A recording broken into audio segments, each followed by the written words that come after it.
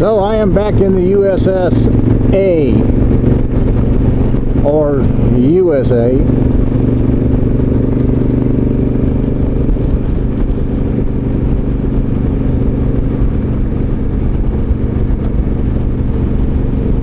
Back in the US, back in the US, back in the USSA.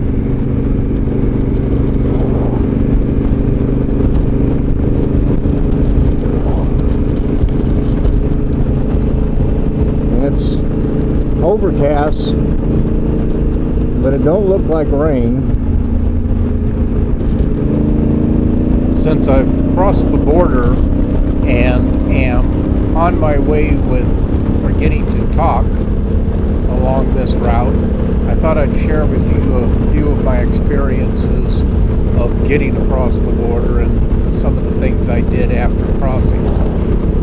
This is still the same day from the last two videos which I shared, having left Merritt, British Columbia. I crossed over the border at Osoyoos into Oroville, Washington in the States. My first stop was at the Ship It To Us establishment, which is a place I had left a box of items that I figured I didn't need for the trip up into Canada after having lugged them from my home in Louisiana and just not wanting to carry any more dead weight than I had to. That said, I ended up carrying more dead weight even on the trip up into Canada, and I'll leave a video eventually about what I took, what I shouldn't have taken, and that sort of thing.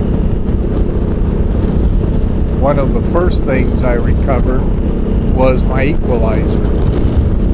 Something I would have been much more comfortable with up in Canada, but you can't carry this kind of stuff up there.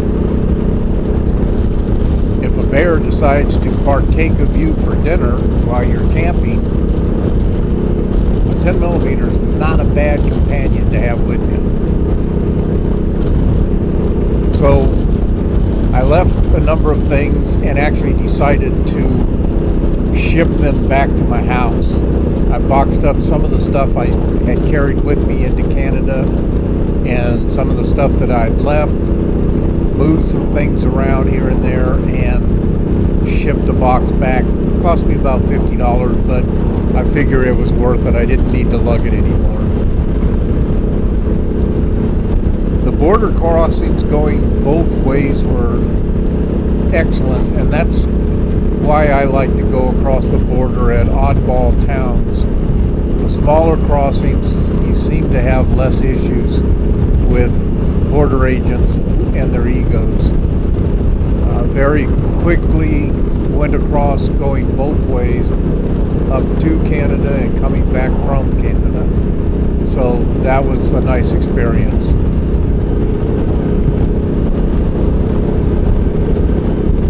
My aim at this point in time is to get as far as I can this day, which I'm going to be taking some back roads, but I'm basically headed for Spokane, Washington, and that was figured in to be my first stop if I could make it that far.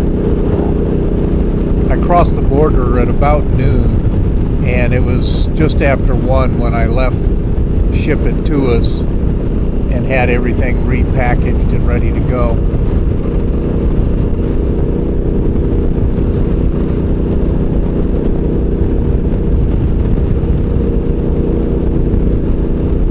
The bike is working really well. The front forks actually feel much better than they did before the seal replacement that I did with the assistance of KTM Orange up in Canada and his associates. That turned out to be a real good thing to do, and I increased the oil by a taste, and actually the dampening feels much better. The only part I wish I had right now, since most of my trek back home will be on asphalt roads, I wish wish I had basically street tires. The tires that I'm on are pretty good. They're the Midas 07 Plus, both front and rear. Those were the ones I changed off of the Metzler K-Row 3s at the border when I crossed over going into Canada. They're not as good as the K-Row. I like the K-Row better for on the road. Much better feel, I thought. Although these are okay, but I'm in for a lot of high winds and rain going back, so having a good street tire would have been a much better option. Of course, going on a trip of this type, it's impossible to guess what the weather's going to do, what kind of situations you're going to run into in the way of road conditions and every other aspect of an adventure ride.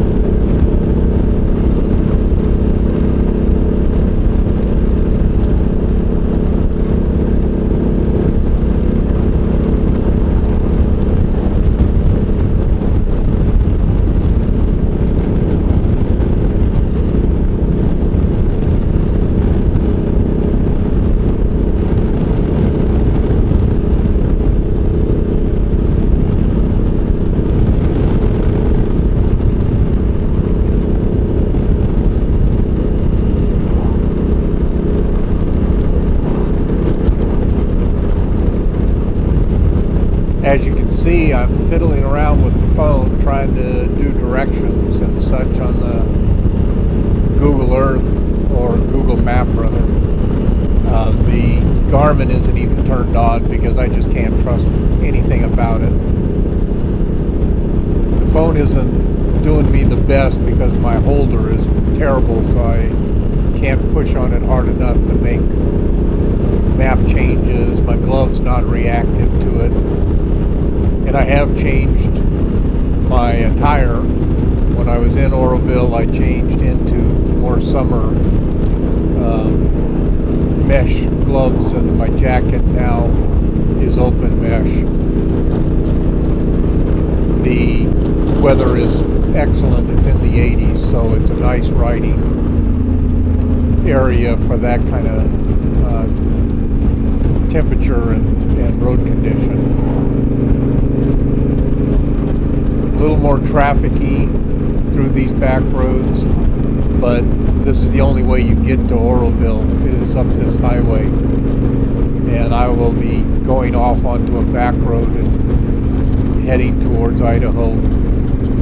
Not too far up the road here. I think it's about 30 miles out of Oroville. But the bike is working really well. She's chain-wise, keeping air in the tires, motor running. Everything that I've done to it has made the pleasure of my rides suit me, and I reiterate, suit me. It may not suit everybody, and the things I do are not things that I recommend everybody do. They're just what I do to my machines, how I like to ride, and the things that make me feel more comfortable on the bike. I've got the full Akrapovic system from header to tip of the muffler. I've got 2 oxygen sensors going, the stock one and the one from my auto tune that goes along with the Power Commander 5 that I run as an ignition module. I've played with my maps on that and sorted them out. I do my own mapping basically because I haven't really found anything standard that works as well as what I've got going on my own.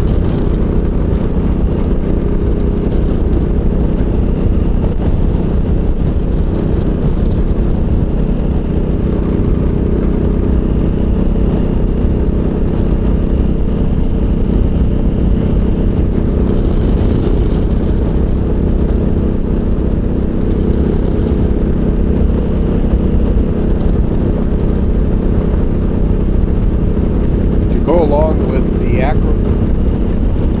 Akrapovic exhaust and the Power Commander for tuning, I also have the K&N air filters. I've looked at the Africa Twin, at least this model of Africa Twin, which is the originals, and I think there could be some improvements in how the air is fed into the air filters, which would give a bigger power gain than I've already received with my exhaust and ignition change. It's something I may do or may not. It all depends on what I decide to do with the bike down the road. One of the major complaints that I have about the Africa Twin, and I have very few realistically that I have any issues with, but that one is the instrument panel. I have to do all kinds of moving around and ducking my head and other ridiculous things to be able to see the actual readings from the ignition, or excuse me, from the instruments. And that's a problem, I think, with just the 16 and 17. I believe they addressed it in 18 when they went to the different dash. But if the speedometer, odometer, gas gauge, all of that stuff was able to be lit up better, I think you'd be able to read it in the daylight. It's not as bad at night, but then up in this area, mountains, where there's lots of animals and such, I don't really like to ride at night.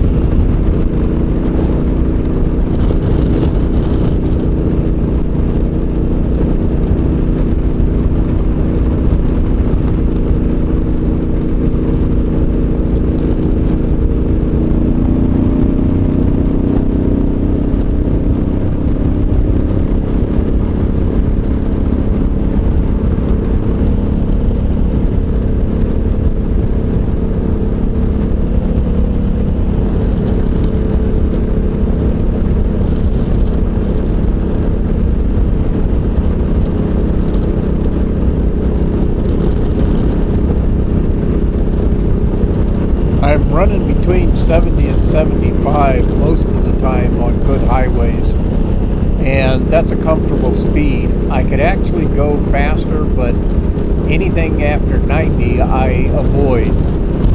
Having replaced the front fender with a tall front fender, whatever you call it, the high front fender, which is absolute necessity for in the dirt, especially in my area where if you get into mud, it's a clay and it'll stick to the tires, and it has locked up my wheel before, so I went to a high front fender mount right away. That came from Camel up there in Canada. That's an excellent setup the way he's got it. But if you get above 90, you start getting 95. When I was first put the fender kit on and was out doing some tuning work, I was running up to 105, 106, and got into a tank slapper. And I had never experienced that before, and I had put the high fender kit on a week or so earlier, and that kind of told me that very possibly it was the high fender caused the front end to start whipping. I was lucky. I backed out of it nice and slow, got my weight back light in the front end, and was able to bring it down to a reasonable speed. And the minute I got it down below 100, it started to level out, and the front end felt good again. So anything over 80 miles an hour is kind of a no-no.